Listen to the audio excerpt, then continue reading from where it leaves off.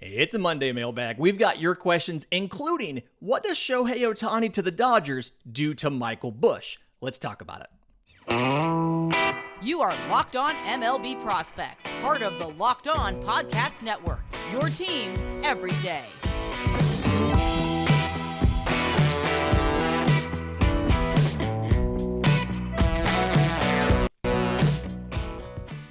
Yes, welcome on in to Locked On MLB Prospects, your home for all things minor league baseball. I'm your host, Lindsay Crosby, award-winning baseball writer and podcaster. Thank you for making this your first listen every single day. We're proudly part of the Locked On Podcast Network, where it's your team every day. And today's episode is made possible by our friends at FanDuel. Make every moment more, because right now, new customers get $150 in bonus bets with any winning $5 moneyline bet. That's $150 if your team wins.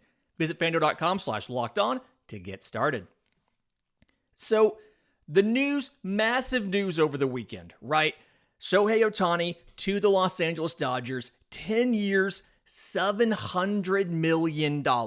It's not going to be a $70 million per year hit on the CBT because there are significant deferrals in the contract, supposedly more than half, that's going to bring everything down, the cost to somewhere between $40 and $50 million a year on the luxury tax, so that they obviously can go out and get some more pieces around Shohei.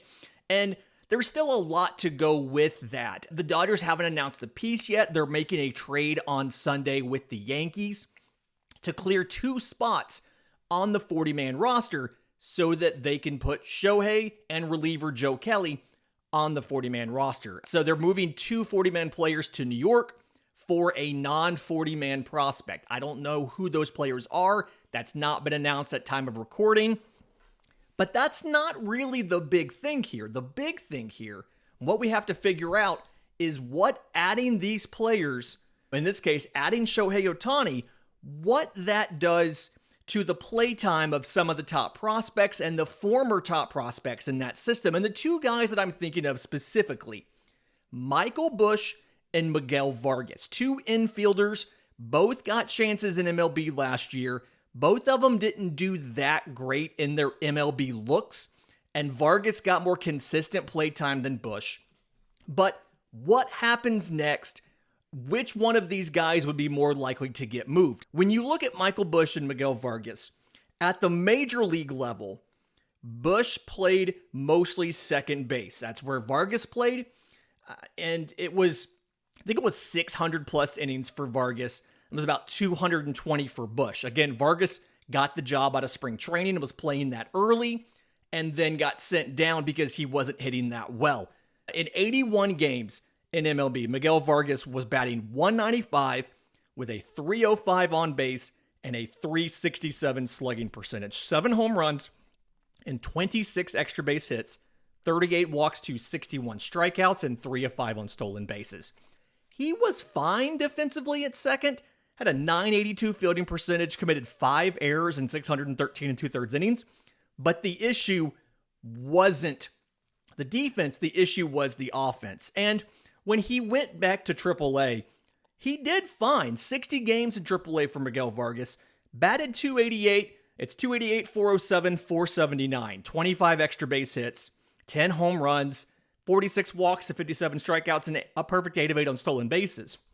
The thing here is, if you're going to make a trade, it feels like Miguel Vargas is not going to be as desirable as a Michael Busch. And Vargas is seen as a very good, just like a pure hitter, right? The Baseball America scouting report for him prior to last season, because he has now graduated from prospect eligibility, it gave him a 65 grade on his hit tool and only a 50 grade on his power. And his speed actually coming in a plus runner, had one of the better sprint speeds on the Dodgers in the brief sample he got in 2022. And his issue was he didn't quite have the defensive work to do third base, and so he was playing second. And it still feels, if a team is going to make a trade for one of these 2 guys, it's probably going to be Michael Busch. And I say that with the caveat of MLB teams have different methods, better methods of valuing players than we do. They have their own formulas that they plug in statistics.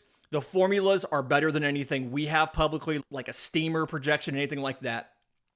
The data that they use is more comprehensive than what we have access to, and the overall result is more accurate than what we're going to have. So we don't understand exactly how MLB teams project out the future performance of these players.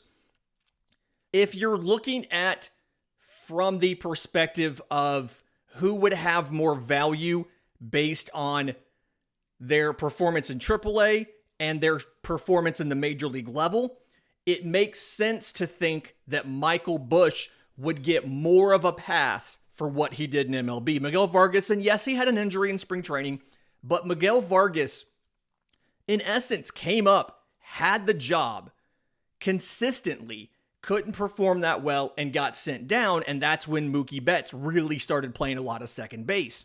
Michael Busch, by comparison, he got 27 games in MLB, but they were all in spurts. It was broken up over multiple different samples, and so he never really got a chance to get into a groove. When you look at his overall stat line in MLB, it was not very good, right?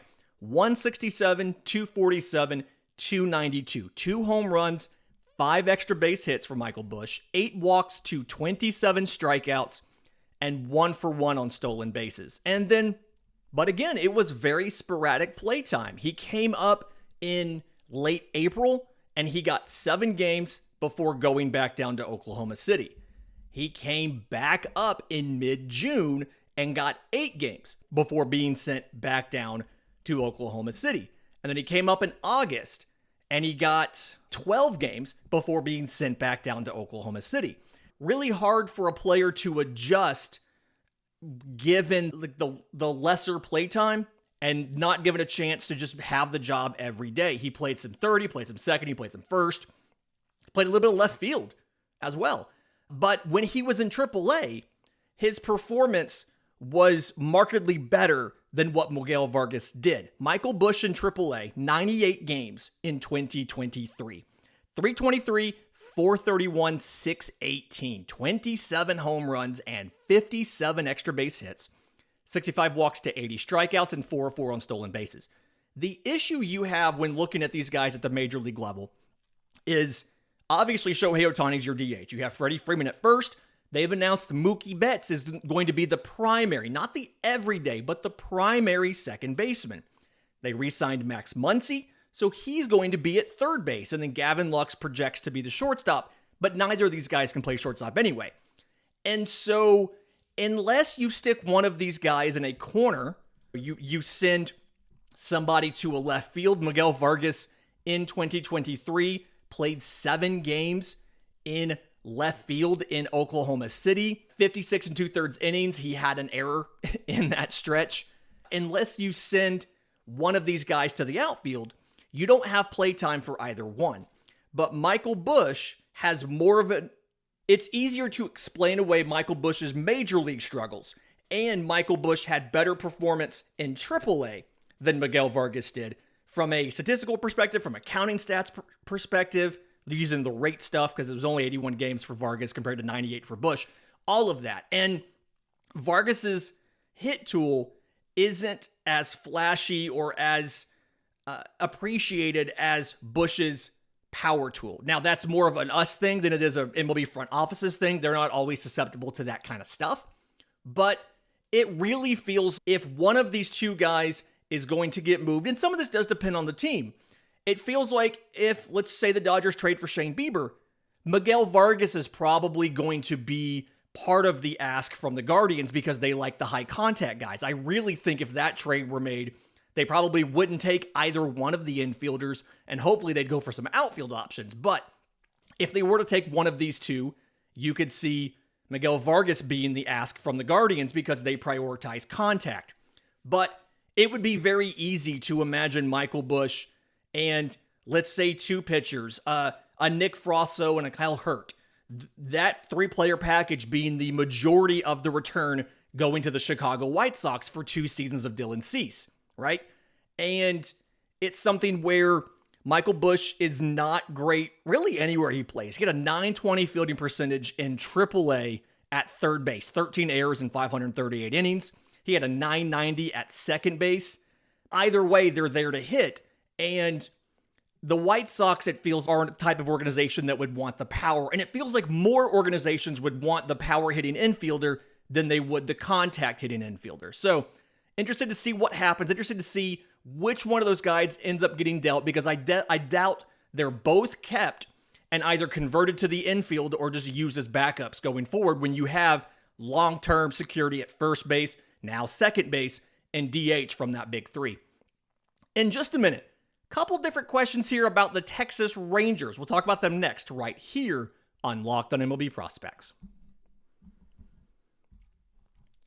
But first, today's episode is brought to you by our friends at FanDuel. FanDuel's asked us to talk about their NFL specials and what's going on right now, but I'm going to hijack the ad read because I want to talk about what the signing of Shohei Ohtani has done to the World Series odds. Going into Saturday morning, the Atlanta Braves were the favorite to win the World Series. They were at plus 600, I believe, and the Dodgers were at plus 7 or 750, depending on what time you looked. As of Sunday night, the Los Angeles Dodgers are the favorites to win the World Series. They have moved up to plus 550. The Atlanta Braves have moved back to plus 650, and they are in second place. But there's a sleeper team that you may want to get involved in. Reliever Will Smith has been on the last 3 World Series winning teams. He was on the Atlanta Braves in 2021, the Houston Astros in 2022, and the Texas Rangers in 2023. He just signed a 1-year deal with the Kansas City Royals. So they are at plus 17,000 in the World Series odds. It is the 3rd worst odds of winning the World Series. They're only ahead of the Oakland A's and Colorado Rockies. But Will Smith is the magic ingredient that brings MLB teams a World Series. So get in on the Kansas City Royals before those odds change. It's incredibly easy to use the app. Go to FanDuel.com/lockedon to place your bets now with FanDuel, the official sports book of the Locked On Podcast Network. Okay, a couple questions we had from, one of them was from YouTube, one of them was from Twitter, one of them was via email about the Texas Rangers farm system. And reminder, if you have questions for the mailbag, show ideas, segment ideas, things like that, tons of ways to get them to us. I'm on Twitter at Crosby Baseball, show's on Twitter at Locked On Farm. We have a link tree in the episode description in the show notes that has everything else. But I was asked, where does the Rangers farm system rank amongst the different organizations? And this is a good question because I think it comes down to how you feel about a couple different players, right? The consensus top 3 players in this farm system, just from everywhere that I can see, with the caveat of both Baseball America and MLB Pipeline and Fangraphs have not updated with the 2024 top 100s. These are all using the end of 2023. So these were, I think, Baseball America's was published in like mid-September, and then they updated as guys graduated, things like that. So with that caveat. But the consensus top 3 in that system, Evan Carter, Wyatt Langford, their consensus both top 15. I've seen some places they're both in the top 10. I've seen some places that have Carter over Langford, some places Langford over Carter. But either way, it feels like both of those guys, again, pretty consensus, they're some of the top prospects in baseball. Both of them should get significant run in 2024. The question really just comes down to, when do they get promoted? Where do they play? And who gets squeezed out of that outfield mix, assuming everyone is healthy? Leody Taveras is the center fielder. And is it something where Langford DHs, Carter's in left, Taveras is in center? Is Carter in center? Taveras on the bench while Langford plays left, and they use somebody else at DH because Mitch Garver's a free agent as well. What happens? But that's all well and good. The top 2 are there. Sebastian Walcott, the international free agent, is a consensus top 100 prospect. Everywhere that I've seen, they signed him in January 2023 out of the Bahamas. He went to the Arizona Complex League. Started off slowly in the DSL, but they moved him up anyway. And he's already, for his size, for his age, he's already pretty big. 6'4" is his height, 190 is the weight, perfectly reasonable weight, but the frame where, depending on how the physical development goes, you could see him potentially have to move off of shortstop. Plus arm, defense is, for the most part, kind of consensus just below average. And so it feels like he's not going to stick as a shortstop. Does he kick out to third? Does he go out to the grass? What happens? I'm not sure. The speed is above average now, but there's time for that to change. A lot of this, where this system ends up, and I've got it somewhere between a top 5 and a top 10 system.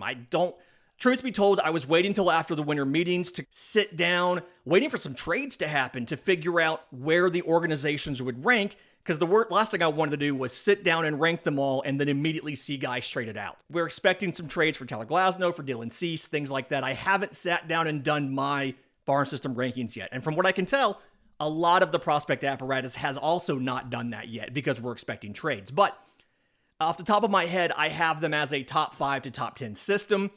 And I think where they fall in that top 5 to top 10 depends on your evaluation of 3 players. Pitcher Owen White, pitcher Brock Porter, and I've seen some places that have one and not the other in the top 100. I've seen, for the most part, when I look around, I see 4 top 100 prospects in this system across the different ranking sites, but some of them have Owen White as the 4th player. Some of them have Brock Porter as the 4th player. How you value the one that is not in the top 100, I think impacts whether they're closer to 5 or 10. And then your opinion on Jack Leiter. We talked about him on October 4th. In that episode, I'll try to throw it up here in the corner on YouTube. And if you're on audio, you can go back and find it in your feed. We talked about him in the first segment. It's very interesting to see what's happened to Jack Leiter. He was incredibly dominant in college, right? His last year at Vanderbilt, 2021, he started 18 games, went 11-4 with a 2.13 ERA. Had a complete game shutout in there as well. It was 110 innings with 179 strikeouts, 14.6 per 9, 245 walks, 3.7 per 9. You could see a little bit of the issues though. He gave up 14 home runs that year, so 1.1 per 9 innings. And some of that struggle has continued. He spent all year in 22 in AA Frisco. He went straight to AA Frisco. ERA was over 5.5. Went back to AA Frisco in 2023, spent most of the year there, got one final start in AAA Round Rock to end the year. Taking out that AAA Round Rock start, 3 1/3 innings, not pretty, 8 hits, 3 runs, 2 homers, he got blasted. Taking that out, Jack Leiter's stats for 2023. 2-6. Again, record doesn't matter, but things that stand out significantly like that do get our attention. 2-6 with a 5.07 ERA in 81 2/3 innings. 110 strikeouts, so 12.1 per 9, to 47 walks, 5.2 per 9, and 14 home runs, 1.5 per 9 innings. And this is the thing with Jack Leiter is, okay, there's 2 things. One, he did go on the development list after his July 7th start.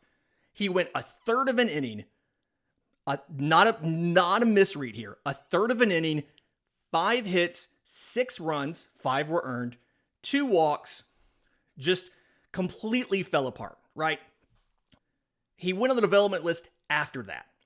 When he came back from the development list in time for his September 3rd start, in the 4 starts that he got after coming back, the August 27th start was the first one. He went 16 1/3 innings with a 3.31 ERA, struck out 25, walked only 4, and gave up only 4 extra base hits, but 3 of those were homers. The issue here, I think the trick here, this is where we always talk about, the everydayers have heard me talk about this. This is where the transition from pitching 5 days a week, or from pitching once a week to pitching every 5 days can sometimes have unintended consequences for a pitcher.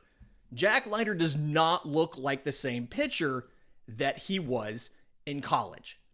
The fastball doesn't look as good as it was in college.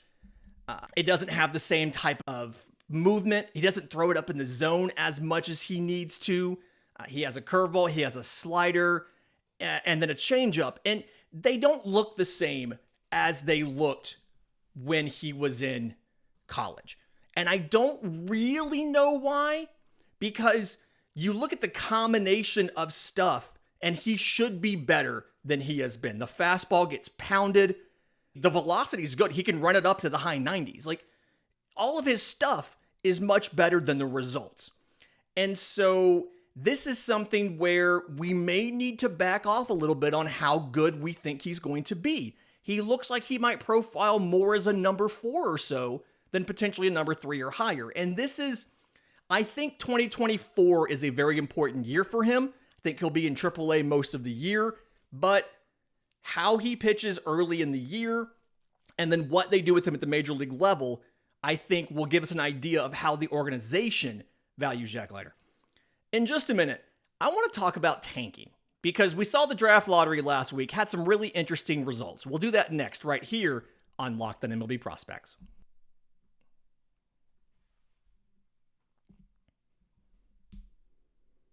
Final segment of Locked on MLB Prospects. When you're done with this show, we'll take you straight over to Locked on Sports Today. We've launched the first ever national sports 24/7 streaming channel on YouTube. It's covering the top sports stories of the day with the local experts of Locked On, plus national shows like this one, covering every single league. So when you're on YouTube, go to Locked on Sports Today, subscribe to the first ever national sports 24/7 streaming channel. So the draft lottery last week, we did a show. Obviously, I did a quick video for YouTube from like the hallway outside the room when the Guardians got the first pick, the Reds got the second pick, and then we did an episode for the next day all about it. And the big takeaway that I have from the draft lottery and the last 2 seasons now that we've seen it is I think it takes away some of the incentive to tank, right? Think about the Oakland A's in this situation, right? The Oakland A's would, if not for the lottery, would have had the number 2 overall pick last year. They would have had the number 1 overall pick this year were it based solely on record. They were 110 wins and 214 losses the last 2 seasons. They deliberately tore down the roster. They traded almost every single notable player. They are paying less in payroll than they are receiving in revenue sharing money from the league. John Fisher's just pocketing the rest, and yes, it helped drive fans away so that they could make a petition to relocate the team and all of that. They would have picked number 2 last year and number 1 this year. Instead, they picked number 6 last year, and they're picking number 4 this year. Based on the roster as we can see it now, as free agency still continuing, obviously, but who expects the Oakland A's to actually spend significant money, they're probably going to be a bottom 3 record next year. But because they've been in the lottery 2 straight seasons and they're a revenue sharing recipient, they can't pick any higher than 10th next year. The Washington Nationals had that same rule this year. If you pay into revenue sharing, which the Nationals do, you can't be in the lottery 2 consecutive years. If you are, that's also going to come up for the Chicago White Sox because they're in the lottery this year. They can't be in the lottery next year, and they project to have one of the worst rosters in baseball and one of the worst records in baseball. And so the Oakland A's would have picked number 2 last year, number 1 this year, and probably top 3 next year. And instead, it's going to be 6th, 4th, and outside the top 10. And the flip side of that is the Cincinnati Reds went 82-80, and they're going to pick 2nd, right? They almost made the postseason, and they're going to pick 2nd. The Cleveland Guardians went 76-86 while breaking in a ton of young pitchers. And they're going to pick number 1 overall. It's the first time in their franchise history they've done that. Where is the baseball incentive to be as bad as possible if you're not only not guaranteed the number 1 overall pick, you're not even guaranteed to be in the top 5 or 6? Where's the incentive? Now, financially, there is an incentive. Obviously, we saw it with the Oakland A's. John Fisher can just be as bad as possible, spend as little money on payroll as possible, and pocket all the additional revenue from the revenue sharing, from the national TV deals, which is estimated to be, I believe, $60 or so million. It was 60.1 in 2020. So where's the motivation to be as bad as possible if it doesn't guarantee you the number 1 overall pick or even a top 5? Do I think that John Fisher is going to all of a sudden spend money because of this? No, I think he's one of the exceptions. But to me, the draft lottery already disincentivizes tanking a little bit, but unintentionally or maybe even unplanned, we're going to have a bigger anti-tanking method introduced into baseball, whether they like it or not, and that is the collapse of the RSN system. So the regional networks that air baseball, we've seen the stories about Bally Sports going through bankruptcy. Some of the teams they stopped broadcasting last year, the Padres, the Diamondbacks, and MLB picked up those broadcasts. MLB backstopped the money the teams were going to receive last season and made sure fans could watch the games. Going forward, the MLB team is not guaranteed any money from Major League Baseball. The Padres are not guaranteed any amount from Major League Baseball. It's going to come off of their direct-to-consumer signups to stream the teams. Diamondbacks, same thing. And we've seen other teams cite that scenario when discussing payroll decisions or roster decisions. The Twins are supposedly trying to save a little bit of money. The Mariners, that's probably one of the things they're going to cite when they explain why they've shipped out so much money this year. The Padres, the part of the reason they traded Juan Soto was, one, they lost the primary owner in John Seidler, who was actually pushing to spend money, but also they have that uncertainty behind their finances because of the TV deal going away.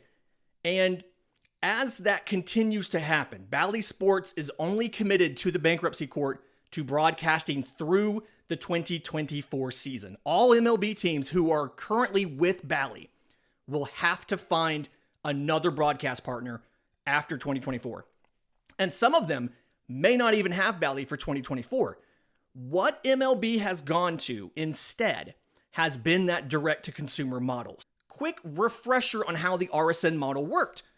That channel, that cable channel, was part of a bunch of cable packages, and every cable channel has a $1 fee attached to it. It's called a carriage fee.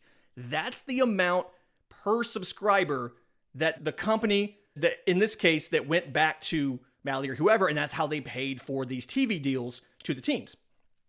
Now, you're going to have direct to consumer. So if you tear down your team and you intentionally lose a bunch of games, it's going to be harder to get fans to sign up to pay to watch your team.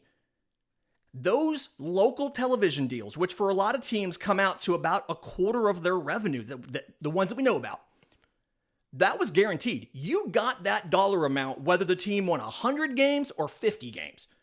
That they did not change the amount of the payments based on the performance of the team. It may have come into account when they renegotiated the next deal, but you got that money no matter what. Now, if you tear your team down and you tank, you're going to get less subscriber revenue on that direct-to-consumer model. And so MLB may not have intended for this to happen, but there is now an even bigger anti-tanking provision being introduced into the landscape of MLB. And there's a lot more problems than just that with MLB. A lot of it is cheap owners wanting to just pocket money and not spend money. 2022, the Pirates payroll came out to about $61.2 million. The Pirates local TV deal was $61 million. And so they weren't spending all of the additional money that came from ballpark revenue on the roster. By ballpark revenue, the gate, concessions, merch, sponsorship. They weren't spending all of that on improving the roster. They were spending that either in other places or pocketing that as profit. Guess what?